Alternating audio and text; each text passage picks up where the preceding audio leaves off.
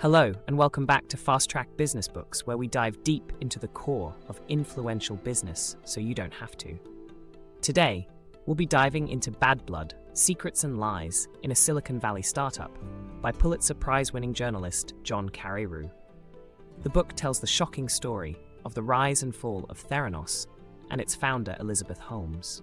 Holmes raised over $700 million, with claims that her technology could run hundreds of blood tests from a single drop of blood. At its peak in 2014, Theranos was valued at nearly $10 billion, making Holmes the world's youngest self-made female billionaire. By 2018, the company had collapsed and Holmes was facing criminal fraud charges. This is a tale of unchecked ambition and corporate malfeasance in Silicon Valley. Stay tuned as we explore the major insights and implications of this gripping, real-life thriller.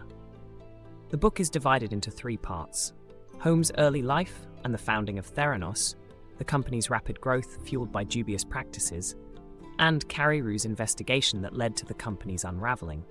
Carreyrou exposes the toxic culture of secrecy and fear fostered by Holmes and her second-in-command, Sunny Balwani, revealing how the company deceived investors, board members, business partners, the media, and the public with staged demos and fabricated successes. Alright, let's dive deeper into Elizabeth Holmes' early life and the founding of Theranos.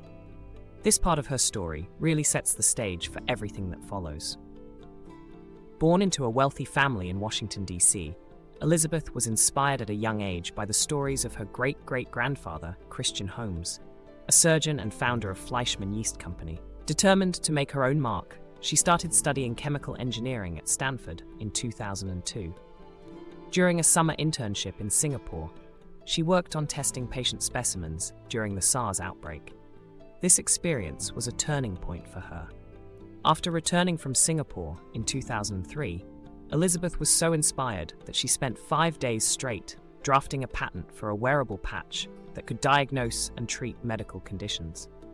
This relentless drive led her to drop out of Stanford in 2004 and pursue her vision full-time. She managed to secure initial funding through family connections and convinced well-known investors like Tim Draper to back her. With that seed money, Elizabeth launched Theranos, derived from the words therapy and diagnosis. Her mission was to make blood testing faster, cheaper, and more accessible, with a portable device that could run a full range of lab tests from just a few drops of blood. By 2006, Theranos was already making waves. Elizabeth Holmes had an incredible ability to sell her vision, often telling investors a personal story, claiming she was inspired by her fear of needles and a relative's death from cancer that could have been detected earlier with regular testing. She convinced major figures like George Shultz, a former Secretary of State, to join the board. Her persuasive charm and the revolutionary promise of Theranos' technology played a huge role. His involvement brought a lot of credibility to the company. Still in 2006, Elizabeth conducted a key demonstration for Novartis, a pharmaceutical giant. They were interested in Theranos' promise to revolutionize blood testing. At this time, Theranos was focused on developing the Edison, a device that promised to perform a wide range of blood tests using just a tiny blood sample. The vision was revolutionary, but the reality was far from perfect. The Edison often produced inconsistent and unreliable results. Faced with the pressure to impress Novartis, Elizabeth opted to fake the results. During the demo, the Edison device appeared to perform flawlessly, but the results were pre-recorded. This deceptive act was crucial in securing further interest. Between 2006 to 2009, Theranos managed to secure some early clients, mostly smaller clinics and research institutions willing to test the technology. However, the unreliable performance of the Edison device often led to strained relationships.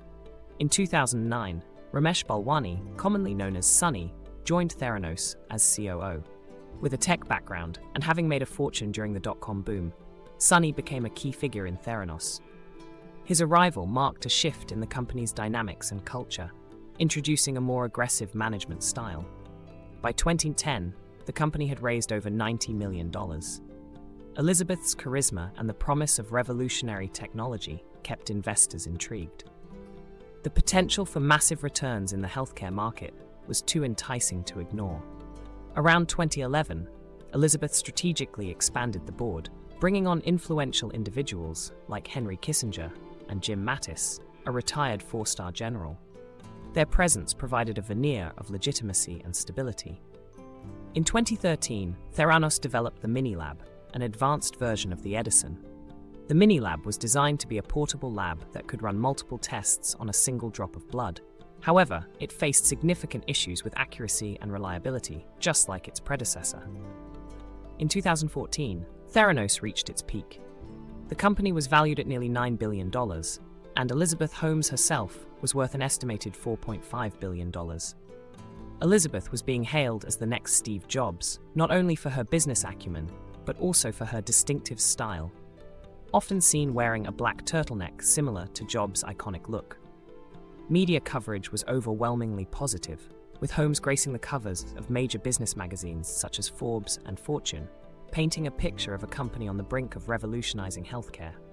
Behind the scenes, however, employee turnover was high, and a culture of fear reigned. Sonny was known for his volatility, once throwing a stapler at a scientist and firing people on the spot. Employees who raised concerns about lab practices were swiftly dismissed. Even Ian Gibbons, a chief scientist and one of the company's earliest hires, was sidelined after voicing doubts. Sadly, he died by suicide in 2013, shortly before he was to be deposed in a lawsuit. Other employees started noticing the discrepancies and inaccuracies in test results and began raising concerns. Tyler Schultz found that test results were often manipulated to appear more accurate. When he brought his concerns to Elizabeth and Sonny, they were dismissed. Tyler eventually contacted the New York State Department of Health. In October 2015, the Wall Street Journal published an article revealing the extent of the issues at Theranos. The article highlighted that the company's blood testing devices were not performing as advertised, and that most tests were being run on traditional machines from other companies. This exposé brought widespread scrutiny and skepticism. Following the article, regulatory bodies began to take action. The Centers for Medicare and Medicaid Services, CMS, conducted inspections and found significant deficiencies in Theranos' lab practices. In early 2016, CMS threatened to revoke Theranos' license to operate a lab in California. As the regulatory pressures mounted, high-profile supporters like Henry Kissinger and Jim Mattis quietly resigned from the board, while investors filed lawsuits to recoup their losses. By 2017, the company faced multiple lawsuits from investors and patients. In March 2018, the Securities and Exchange Commission, SEC, charged Elizabeth Holmes and Sunny Balwani with massive fraud, detailing how Holmes and Balwani raised more than $700 million from investors through an elaborate, years-long fraud in which they exaggerated or made false statements about the company's technology, business, and financial performance. By late 2018, Theranos was dissolved. The once promising startup, which had aimed to revolutionize healthcare, ended in disgrace. Elizabeth Holmes and Sunny Balwani faced criminal charges, marking a dramatic fall from grace. Alright, now that we've covered the dramatic rise and fall of Theranos, let's dive into the main takeaways from this story. These insights are crucial for understanding not just what went wrong at Theranos, but how similar issues can be prevented in the future. One of the key lessons from the Theranos saga is the importance of robust corporate governance. At Theranos, there was a significant lack of effective oversight. Elizabeth and Sunny were able to operate without much scrutiny. The board of directors at Theranos, despite being filled with high-profile names, lacked the technical expertise and independence needed to challenge Holmes's claims. This lack of oversight enabled her to make unverified claims about the technology. Theranos also exemplified the dangers of a toxic, cult-like corporate culture. The environment at Theranos was characterized by fear, intimidation, and a relentless pursuit of success at all costs. This culture discouraged dissent and silenced whistleblowers, enabling unethical behavior to flourish. Another major takeaway is the importance of scientific integrity and peer review. Theranos made bold claims about its technology without subjecting these claims to rigorous scientific scrutiny or peer review. This lack of transparency was a significant red flag. What do you think about the Theranos story? Do you believe there are lessons here that can be applied to other startups and businesses? Share your thoughts in the comments below. We love hearing your perspectives and engaging in meaningful discussions. If you found this summary insightful, make sure to hit the like button and subscribe to our channel. Don't forget to click the bell icon to get notified about our latest videos. We have plenty more book summaries and deep dives into fascinating business stories coming your way, so stay tuned. Thank you for watching. We'll see you in the next video.